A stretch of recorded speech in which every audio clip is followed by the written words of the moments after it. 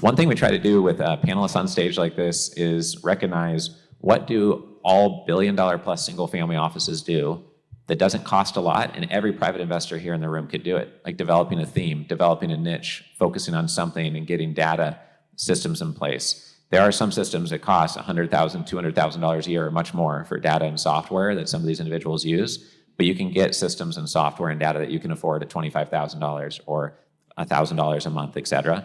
So that's something to take note on. And what I'm always taking a note on is, what do the most effective family offices do, and what do all of the most effective family offices do?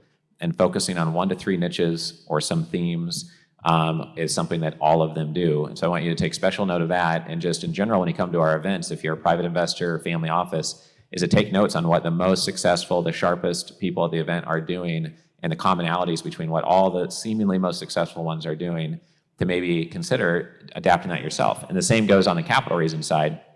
When you hear people that are raising $100 million a year, or they just raised $400 million, or they raised $10 million last month, and you hear those stories over and over and over again, and you think, and this is what our capital raising workshops do for you, think, what do all these people do who are raising 25 to 200 million plus a year that's in common, and how is that very, very different from everyone who's struggling to raise 1 million a year or 2 million a year? These people are all messing up mostly the same things, and these people are all doing mostly the same things right. And so identifying those differences for well-established family offices and new family offices, the differences between capital raisers and not, that's what we're trying to transfer to you when we talk about installing 50 mental models on investor relations, 50 mental models on running a family office or being an effective private investor. And that's the point of the book that we're giving out, Centimillionaire Strategies, the podcast, the YouTube, the workshops, and all the panels and content that we put out as an organization. Many times, or a couple things I wanted to mention real quick. Vic has mentioned from Playbook that you have to create a chemistry. Someone has to like and trust you and connect with you on some level to do business with you if they're trusting you with their money. And that's really important.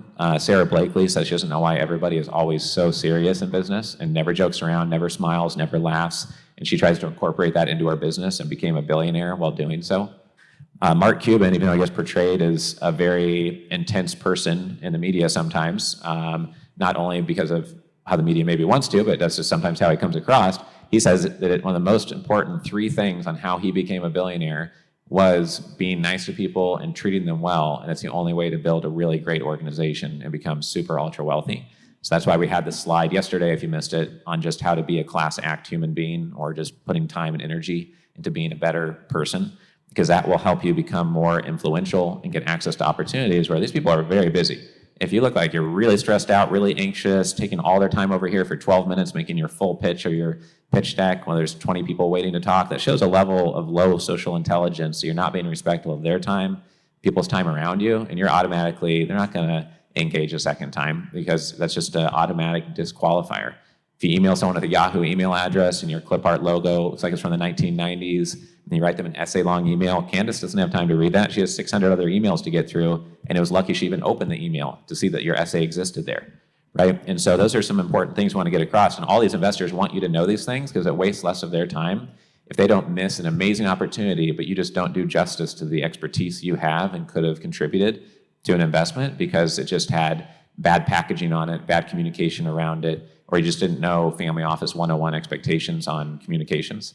So I want to make sure and emphasize some of those points. Josh from Accountable Equity is on stage. He always emphasizes attracting people of similar values and using that to raise the $30 million he has the last couple of years. So I just wanted to emphasize that as well. I love Kevin Harrington's comment on being a high velocity entrepreneur. I'm going to use that term more often going forward on who we want to associate with.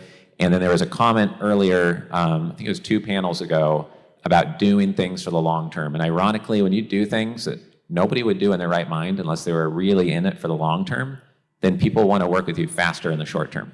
If you take all the time to write a book, if you take all the time to lead a nonprofit, if you take all the time to add value to a family, like Dr. Cook said, without trying to sell them on something the next minute, and you're just building relationships, then people are more likely to work with you very quickly because they see you're dedicated to it, you're determined, you're in it for the long term, and it speeds up business by doing things that take a long amount of time.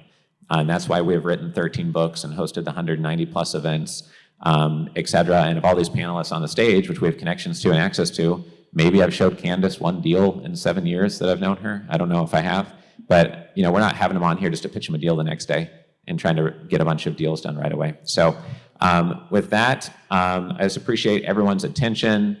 Don't forget that every quarter we have an Investor Club Summit in San Francisco, LA, New York, and South Florida.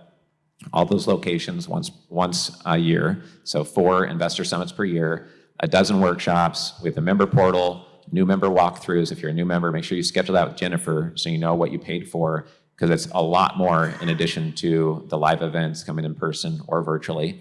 We appreciate everyone's attention. I know that 2.5 days of content is a brain full of content. You guys probably have a big stack of business cards. So I hope that the follow-up goes well with some of the people that you met here today. Appreciate everyone's attention, and I hope to see you at a workshop and an Investor Club Summit in person in Q1. So have a nice holidays, and thank you everyone for your time and attention here.